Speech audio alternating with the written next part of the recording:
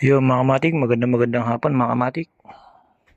Ito mga kamatik, gumagawa na ako ng mga fighter mga kamatik.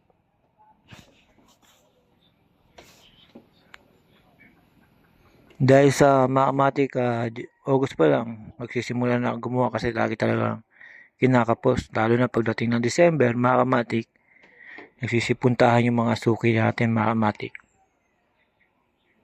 Sa ngayon mga kamatik, may ipapakita ko sa inyo, hindi natin masubukan. Dahil dito pala sa Bicol mga kamatik, ang hirap maghanap ng tali mga kamatik. Ngayon gumawa ako ng guryon mga kamatik. Panibagong guryon na naman mga kamatik. Yung unang guryon natin, di rin nasubukan kasi wala akong makitang tali mga kamatik. Ngayon mga kamatik, ito papakita ko sa inyo. 5 feet na guryon mga kamatik. Ito, yan mga kamatik. Bagong disenyo ni Do Kamatik mga kamatik. Yan mga kamatik, medyo 3 oras bago magawa. Gawa ng dahil sa mano-mano ang disenya. Yan, puro tali yan mga kamatik. Tali para ma-design na natin ng ganitong klase mga kamatik. Tali. Tapos siyempre mga kamatik, kung pula yung nasa ibabaw mga kamatik, kailangan yung ilalim pula din para terno mga kamatik. Kumbaga maganda siyang tignan. Ito mga kamatik, 5 feet. Pero yung kanyang 5 feet yung pakpak. Yan mga kamatik.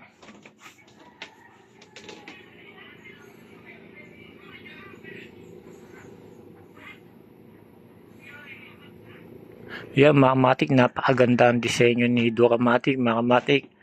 Kung meron tayong nakakuha tali, pwede natin i-testing to ngayon kasi malakas ang hangin. Pero ngayon mga kamatik, hindi ma-testing. Gawa ng hirap pala maghanap dito ng tali sa Bicol mga kamatik.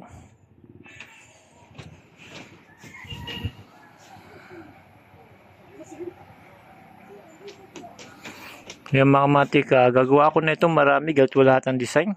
Baka mabenta dito sa Bicol, testingin din natin kung mabenta dito ng December. Yan mga kamatik. Ito, mabigat na yung kanyang ulo.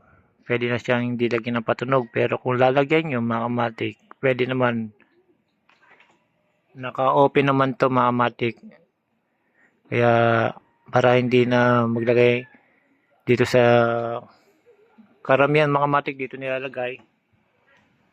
O kaya dito sa may natitirang kawayan. Yan. Diyan nilalagay patunog, pero ginawa ko para hindi mahirapan, dito na lang.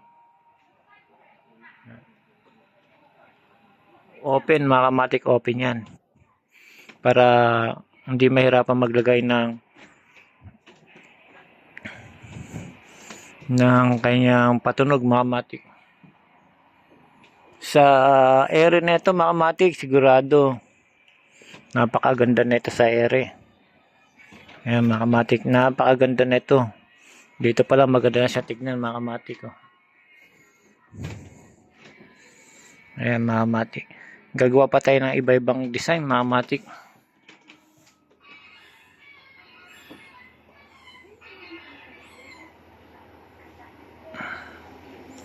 Napakalupit mga kamatik. Ang ganda ng disenyo. Kung colorful ka mga kamatik, magaling ka sa kulay. Ang pula bagay sa itim. Pwedeng blue, itim din ang bagay. Depende mga kamatik kung anong kulay na trip mo mga kamatik. Kung anong gusto mo pang kulay mga kamatik.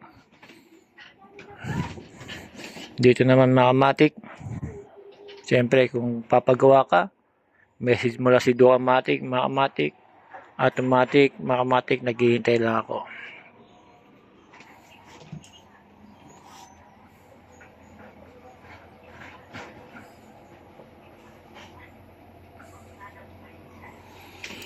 Yung mga kamatik, hanggang dito na lang mga kamatik.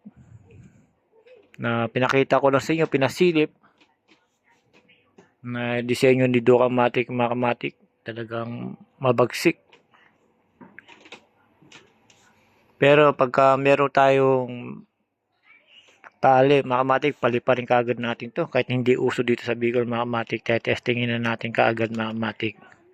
Para makita natin kung maganda lipad nito, mga kamatik. Yung mga kamatik, hanggang dito na lang, mga kamatik. Pinasili ko lang sa inyo, mga kamatik, at pinakita. Itong magandang guryon natin. Dibuan tawag dito, mga kamatik. Magal tong style, mga kamatik. Dibuan. Pero imbis na nilagyan ko pa siya ng ganitong style para mabago naman. Yan. Pero ang forma pa rin yan, dibuan. Iniba ko lang, mga kamatik.